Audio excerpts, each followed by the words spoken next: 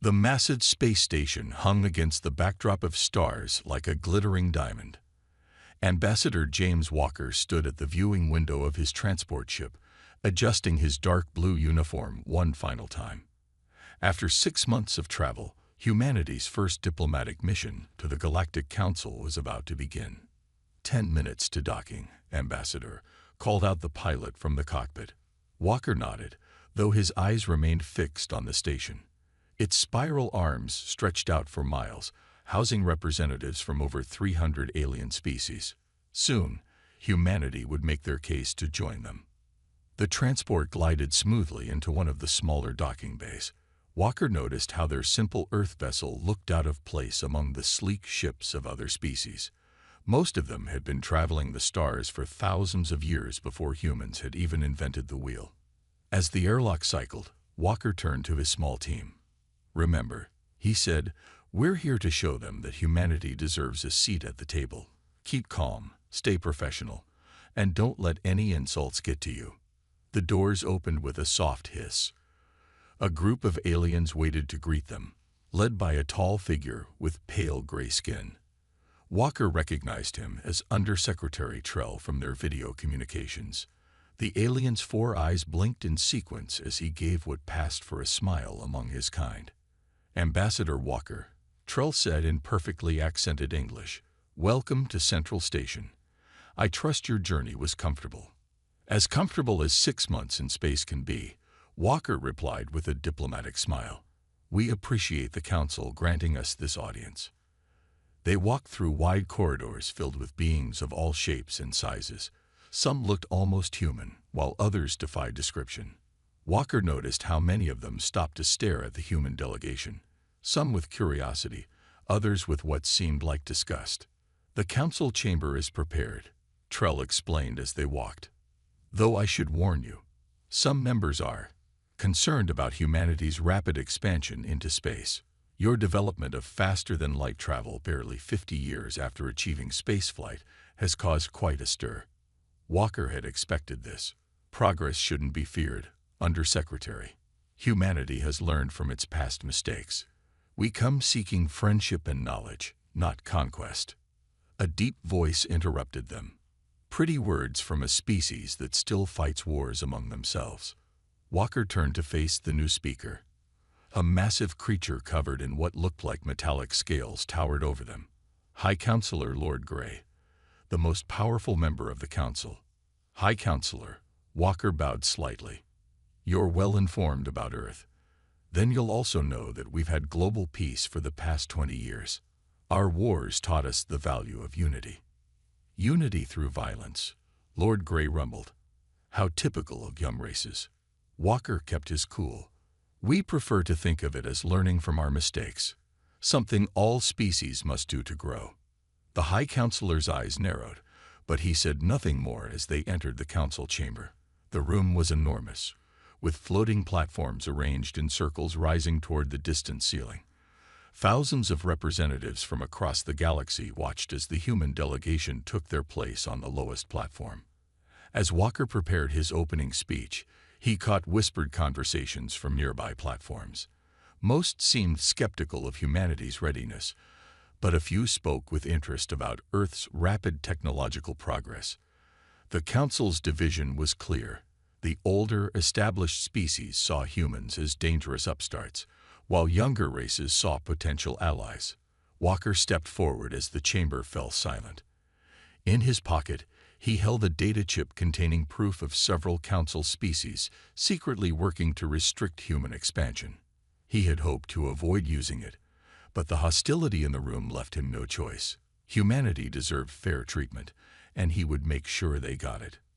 What he didn't know was that his next words would set in motion events that would change the galaxy forever. Ambassador Walker stood at the center of the council chamber, his voice clear and steady as he presented humanity's case. The floating platforms around him hummed softly, filled with representatives from hundreds of alien species. Some leaned forward with interest, while others shifted uncomfortably in their seats. "And now," Walker said, reaching into his pocket, "I must address a serious concern." He held up a small data chip that glowed faintly blue. This contains proof that certain council members have been secretly working to block human expansion into neutral space. The chamber erupted in whispers. Lord Grey's metallic scales bristled as he rose from his seat. These are serious accusations, Ambassador. I hope you have substantial evidence. Walker nodded and inserted the chip into the chamber's central display system. The evidence is quite clear, High Counselor. Ships from your own fleet have been spotted placing warning beacons in neutral systems, marking them as forbidden to human vessels. Holograms appeared above the chamber floor, showing alien ships placing devices in various star systems. The timestamps and coordinates were clearly visible. Several council members began talking at once, their voices rising in anger or surprise. Furthermore, Walker continued, we have recorded communications between. A sudden tremor ran through the station. Walker stumbled as the artificial gravity flickered. Above him, several platforms' safety fields wavered. Technical difficulties, Lord Grey announced smoothly. Nothing to be concerned about.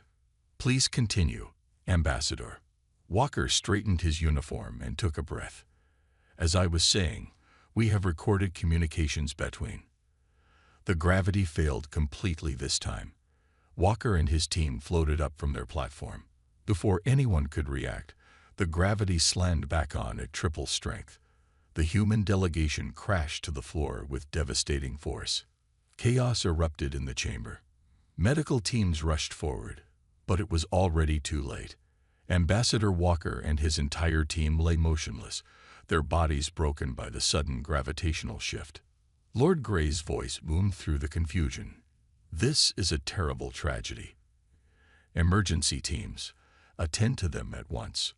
But as the medical teams reached the humans, their scans confirmed what everyone could see. No one could have survived such a violent gravity shift. Ambassador Walker and his entire diplomatic team were dead. In the confusion, no one noticed a small maintenance drone retrieving the data chip from the central display. By the time order was restored, the evidence Walker had tried to present was gone. Lord Grey stood before the stunned council members, his voice heavy with fake sorrow. This is a dark day for the council. A tragic malfunction has claimed innocent lives. We must launch an immediate investigation into this terrible accident. Some council members nodded in agreement, but others exchanged worried glances.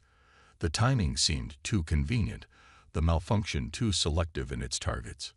Undersecretary Trull stepped forward. High Counselor, the human delegation's quarters should be sealed for the investigation. Their belongings will be returned to Earth along with their bodies, Lord Grey interrupted. We must show proper respect in this time of grief. As cleanup crews moved in, Lord Grey turned to his closest advisors. Send a message to Earth. Express our deepest condolences for this tragic accident. Assure them that a full investigation will be conducted. One advisor shifted nervously. The humans may not accept our explanation. Lord Grey's scales rippled in what passed for a dismissive gesture. What can they do? They are centuries behind us in technology, alone in a galaxy they barely understand. They will accept our condolences because they have no choice. As the chamber slowly emptied, a small blinking light remained active in Walker's broken comm unit. No one noticed the tiny device, still faithfully recording and transmitting everything that had happened. The evidence was already on its way to Earth. Traveling through encrypted channels Walker had set up before his death. The humans would know the truth, and Lord Grey's confidence in their helplessness would prove to be his greatest mistake. The United Earth Defense Command Center buzzed with activity. Screens along the walls showed the encrypted transmission from Ambassador Walker's hidden devices. Military leaders from around the world watched in stone-faced silence as the recording played through once again. General Marcus stood at the center of the room, his weathered face illuminated by the holographic display. The recording showed Walker's final moments in perfect detail.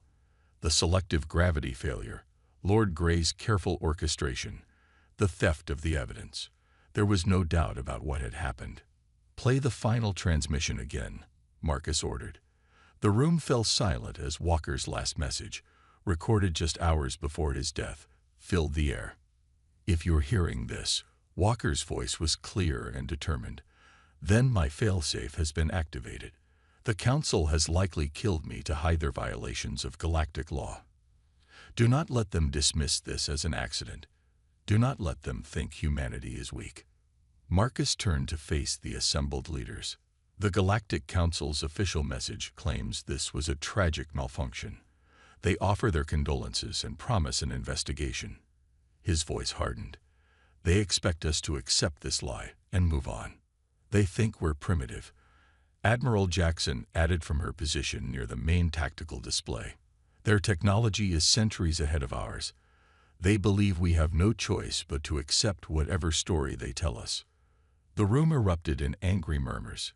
Humanity had worked too hard, come too far, to be dismissed like this.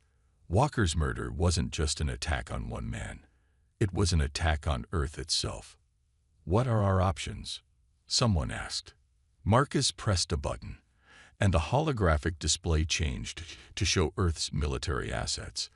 The combined fleet of all nations hung in orbit, over 300 ships equipped with the latest faster-than-light drives. Not as advanced as Council technology, but far more numerous than anyone outside Earth knew. We've been preparing for possible conflict since we first reached the stars, Marcus explained. Every ship is armed with weapons the Council doesn't know about. Every crew is trained for combat scenarios they think we're too primitive to imagine. Admiral Jackson stepped forward. Our ships are smaller than theirs, but we have something they don't expect: human ingenuity. We've studied their technology, their tactics, their weaknesses. They think we're centuries behind, but we've been planning for this possibility from the start. The tactical display shifted to show Council space. Key military installations, supply lines, and communication hubs glowed red on the map. Walker's hidden devices had gathered more than just evidence of the Council's crimes. They had collected detailed tactical data. We are not some primitive species to be pushed aside, Marcus declared. We will not send strongly worded protests. We will not accept their false condolences. We will show them exactly what humanity is capable of. The room filled with determined nods. Humanity had faced threats before, had overcome seemingly impossible odds throughout its history. This would be no different. Send the message to all Earth forces, Marcus ordered. Operation Swift Justice is now active. All ships are to move to their designated positions. We strike in 24 hours. As commanders rushed to their stations and ships began powering up their engines, Marcus looked one final time at Walker's frozen image on the screen. They thought killing you would silence Earth, he said quietly. Instead, it will be the last mistake the Council ever makes. In orbit, Earth's fleet began to move. Hundreds of ships, their crews ready and determined, prepared for war. The Council was about to learn a harsh lesson. Humanity didn't seek diplomatic solutions when its ambassadors were murdered. They didn't file protests when faced with treachery. They sought justice, and they were about to show the galaxy exactly how humanity handled those who betrayed them. Admiral Thomas stood on the bridge of the Earth flagship, Retribution, watching as 300 human ships dropped out of faster-than-light travel. They emerged perfectly positioned around one of the Council's largest military bases. The element of surprise was total. No alarms have been raised, no defensive shields activated.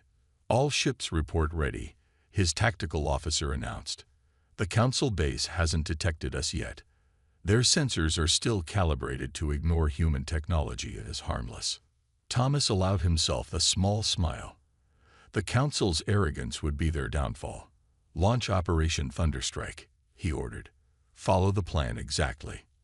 Across the human fleet, weapon systems powered up. Not the primitive missiles the Council expected, but advanced weapons hidden inside seemingly harmless cargo containers.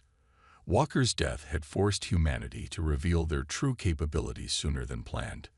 First wave, engage, Thomas commanded. 50 smaller ships broke formation, racing toward the base's communication arrays. The Council's automated defenses finally activated, but they were programmed to stop direct attacks. The human ships didn't fire. They simply ran through the arrays at full speed, their reinforced hulls tearing through the delicate equipment. "Communications blackout achieved," reported the tactical officer. "The base is cut off." The main council base finally realized they were under attack. Massive defense platforms turned toward the human fleet, powering up weapons that could vaporize whole ships. But Thomas had studied these weapons for years. He knew exactly how long they took to charge. "Second wave, commence attack pattern Delta," he ordered. 100 ships split into smaller groups, each targeting a different section of the base. They weaved between the defensive fire with precision that shocked the Council gunners. The Council's large ships began launching from their docks, but they moved slowly, designed for power rather than speed. Human vessels darted between them, firing precise shots at engines and weapon systems. What the Council saw as primitive weapons were actually highly focused energy beams designed to pierce specific weaknesses in their shields. "My lord," a Council commander's panic transmission cut through the battle noise. "The humans, they're not using standard weapons. They're using modified versions of our own technology." Thomas remembered Walker's hidden recordings, which had captured detailed scans of Council technology. Earth's scientists had worked in secret for years, studying and improving upon these designs. Now that work was paying off. "Third wave, begin your run," Thomas ordered. The remaining ships moved forward, targeting the base's power core. Council ships tried to intercept them, but they were out of position, their formations broken by the earlier attacks. "They're sending a distress signal through their backup systems," the communications officer reported. "Good," Thomas replied. "Let them call for help. Let the whole Council see what happens when they underestimate humanity." The battle lasted less than an hour. When it was over, the Council's largest military base was in ruins. Their mighty ships floated powerless in space, their crews surrendering to the human vessels that had so thoroughly outmaneuvered them. Thomas opened a channel to the surviving Council commanders. "This is Admiral Thomas of Earth's First Fleet. Your base is destroyed. Your ships are disabled. This is humanity's response to the murder of our ambassador." He paused, letting his next words sink in. "And this is just the beginning. We are not primitive. We are not weak. We have studied you for years, learning your weaknesses while you ignored us as harmless. Today's battle was a warning. Justice is coming for those who betrayed humanity's trust." As his fleet prepared to jump to their next target, Thomas looked at the destruction they had caused. The Council would soon learn that they had awakened something far more dangerous than they could imagine. Humanity's full military might. "Send word to Earth Command," he ordered. "First strike successful. Moving to Phase 2 of the operation. The Council is about to learn why you should never underestimate humans in battle." Captain Rogers watched from the bridge of his stealth ship as another Council supply convoy exploded into space dust. His small fleet of 20 ships had struck and vanished before the convoy's escorts could even raise their shields. It was the 10th such raid this week. "Message from the Green World Alliance," his communications officer reported. "They're ready to deliver the shield frequency data we requested." Rogers nodded. The Green Worlds were one of several younger Council species who had secretly reached out to Earth after the war began. They had watched humanity's swift and precise attacks with growing admiration. "Lord Grey's forces massacred our colonists last year," the Green World ambassador had told Rogers in a secret meeting. "He claimed it was pirates, but we knew the truth. Now we want to help you destroy him." In the Council's main chamber, far from the fighting, Lord Grey raged at his commanders. The massive view screen showed dozens of burning supply stations and disabled warships, all victims of human attacks. "How are they doing this?" he roared. "They're supposed to be primitives. Their weapons shouldn't be able to touch our shields." An aide rushed in with more bad news. "My lord, the Star Federation is withdrawing from the Council. They say they can no longer support leadership that murders diplomats." Lord Grey's metallic scales rattled with fury. The Star Federation was the third species to leave the Council this week. More would follow. He could sense the growing unrest among the younger races. Back on Roger's ship, preparations for the next raid were underway. His tactical display showed the location of every major Council military installation, thanks to data provided by their new allies. The younger species had suffered under the old guard's corruption for centuries. Now they sought a chance for change. "Captain," his sensor officer called out, "the Blue Star Empire just transmitted the access codes for the Council's primary defense network. They're officially supporting Earth." Rogers allowed himself a small smile. The Blue Stars were one of the Council's most technologically advanced species. With their help, Earth's forces could bypass the strongest Council defenses. "The Council is falling apart," he said to his crew. "Their own members are turning against them. Prepare for attack pattern Omega. We're going to show them how humans fight when we have friends." Across Council space, more species were choosing sides. Some supported Lord Grey out of fear or tradition, but many more had watched humanity's controlled and precise attacks with growing respect. Earth forces destroyed military targets but avoided civilian casualties. They disabled ships rather than destroying them when possible. They fought with honor even against those who had shown none. In his private chambers, Lord Grey received another disturbing report. Half of his own fleet commanders were refusing to fight. Some claimed mechanical problems. Others openly questioned his leadership. The murder of Ambassador Walker, meant to keep humanity in its place, had instead started a revolution within the Council itself. "Send word to our remaining allies," he ordered. "We must crush these humans before more species join them. Gather every loyal ship we have. We will end this with one massive attack." But even as he spoke, Roger's fleet was striking another blow. Council ships exploded silently in space as human vessels darted between them with deadly precision. Each attack was carefully planned using intelligence from their new allies. "Send the signal to Earth Command," Rogers ordered as his fleet vanished into FTL travel. "Tell them Phase 5 is complete. The Council's alliance is broken. They stand alone now." The war had changed. What started as humanity's response to a diplomat's murder had become a revolution.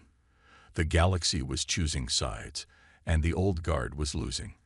The final battle was approaching, and Lord Grey was about to learn that he had not just awakened humanity's wrath, he had shattered his own empire in the process. Major Smith stood in the command center of Operation Retribution, surrounded by holographic displays showing thousands of ships.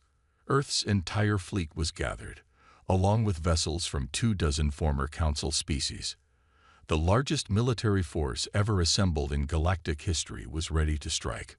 "All fleets report ready," his tactical officer announced. "Human forces are in position. Our allies have confirmed their targets. We launch in 5 minutes." Smith looked at the battle plan one final time. The combined fleet would hit all of Lord Grey's remaining strongholds simultaneously. No more guerrilla attacks or quick strikes. This was the killing blow. "Send the final message to all ships," Smith ordered. "Operation Retribution begins now."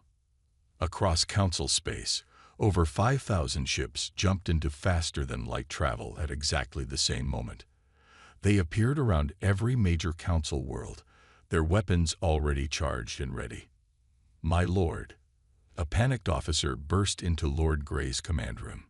"Human ships, they're everywhere. They're attacking all our worlds at once." Lord Grey rushed to his command center, his metallic scales dark with rage. On every screen, he saw the same thing. Massive fleets appearing from nowhere, striking with devastating precision. Human ships led each attack, coordinating with their allies in perfect harmony. "Launch everything we have," Lord Grey roared. "Every ship, every weapon. Crush these primitives once and for all." But as his commanders tried to respond, nothing happened. Ship after ship reported system failures. Defense platforms went dark. Command signals disappeared. In his command center, Smith allowed himself a small smile. "Activate the virus," he ordered. Months ago, their allies had helped plant a sophisticated computer virus in the Council's military network. Now, at the perfect moment, It activated. Council ships lost power. Defense systems crashed. Communication networks went silent. Council forces are disabled on all fronts, reported the tactical officer. Our allies' tech specialists confirm 80% of their military capabilities are offline. Lord Grey watched in horror as his mighty fleet drifted helplessly in space.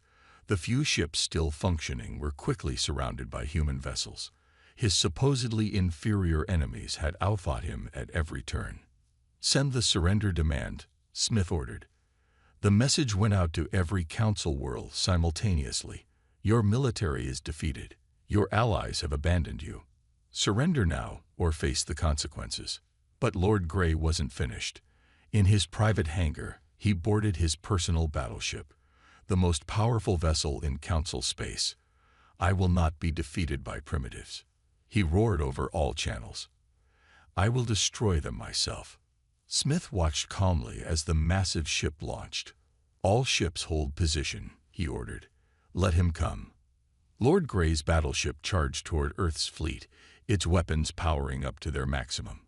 The ship was a technological marvel, capable of destroying dozens of vessels with a single shot. "Target locked," Smith's weapons officer reported. "Ready to fire." "Wait," Smith said quietly. "Let him get closer. Let him think he has a chance." The battleship drew closer, its weapons reaching full power. Lord Grey's voice boomed across all channels. "Die, primitive scum." "Now," Smith ordered. 1,000 ships fired simultaneously, not at the battleship's shields or weapons, but at one specific point, a tiny weakness in the engine design that their allies had revealed. The combined blast hit with perfect precision. Lord Grey's mighty vessel exploded in a flash of light that lit up space like a new sun. The last great leader of the old council died as he had lived, underestimating humanity until this final moment. "Send word to Earth Command," Smith ordered as the explosion faded. "Operation Retribution is successful. The Council's military is destroyed. Their leadership is gone. The war is over." Across the galaxy, celebration erupted among Earth's allies. The old corrupt council was finished. Now would come the hard part, building something better in its place. The new council chamber looked very different from the old one. Gone were the floating platforms that had kept species separated by rank. Instead, a single round table filled the room, with all representatives seated as equals. At its center stood a simple memorial, a hologram of Ambassador Walker, forever reminding them of the price of corruption. General Marcus, now Earth's chief representative, looked around the table. Species that had once been bitter enemies now worked together. The younger races sat alongside the older ones, their voices carrying equal weight in all decisions. "The final votes are in," announced the session moderator. "The new Galactic Charter has been approved by all member species." Marcus nodded in satisfaction. The Charter's first law made diplomatic immunity absolute. Any attack on an ambassador would be considered an act of war against all member species. Never again would a single corrupt leader dare to murder a diplomat. "The trial results have also been confirmed," continued the moderator. "Lord Grey's surviving supporters have been found guilty of conspiracy and murder. They will spend the rest of their lives helping rebuild the worlds their corruption damaged." In the space around the station, ships from 100 different species patrolled together. Human vessels flew alongside their former enemies, now partners in keeping the peace. The war had taught them all an important lesson. True strength came from unity, not dominance. Earth's technology sharing program has been approved, Marcus announced to the assembly. "Our scientists will work with all member species to improve FTL travel and defensive capabilities. No more hoarding of advances, no more keeping others weak to control them." The changes went far beyond the military. Trade routes once controlled by a few powerful species were now open to all. Colonies that had suffered under the old council's restrictions were growing and prospering. A new age of exploration and cooperation had begun. "Ambassador Walker would be proud," said the representative from the Green Worlds, one of Earth's earliest allies in the war. "His death sparked a revolution, but not the one Lord Grey expected. Instead of destroying humanity, he united the galaxy. Marcus walked to the window, watching ships come and go from the station. Each vessel now carried a new symbol, a star surrounded by joined hands, representing the unity of all species. It was Walker's personal symbol, adopted by the new council in his honor. "We've received the first applications for council membership," reported another representative. 3 newly discovered species are requesting to join. Under the old council, they would have been forced to wait centuries. Now they'll be welcomed as equals. The war had lasted just 6 months, but it had changed the galaxy forever. Humanity had proven that being younger didn't mean being weaker. Technology alone didn't determine strength. Unity, strategy, and justice were far more powerful than any weapon. "Let the record show," Marcus said, standing to address the council, "that today marks 1 year since Ambassador Walker's murder. The galaxy is forever changed because of his sacrifice, but I believe it changed for the better." Around the table, representatives nodded in agreement. The old council had ruled through fear and division. The new one would lead through cooperation and respect. It was a fitting memorial to a diplomat who had believed in peace even as he prepared for war. "One final item," Marcus continued. "The Earth delegation proposes that we establish the Walker Initiative, a program to identify and prevent corruption before it can threaten the peace we've built. Never again will power be concentrated in the hands of a few. Never again will ambition override justice." As the vote was taken and the measure passed unanimously, Marcus looked once more at Walker's hologram. The ambassador seemed to be smiling, pleased that his death had not been in vain. The galaxy had learned its lesson. Never underestimate humanity's capacity for justice or its power to unite others in a noble cause. The new age had begun, and this time, all species would face the future together.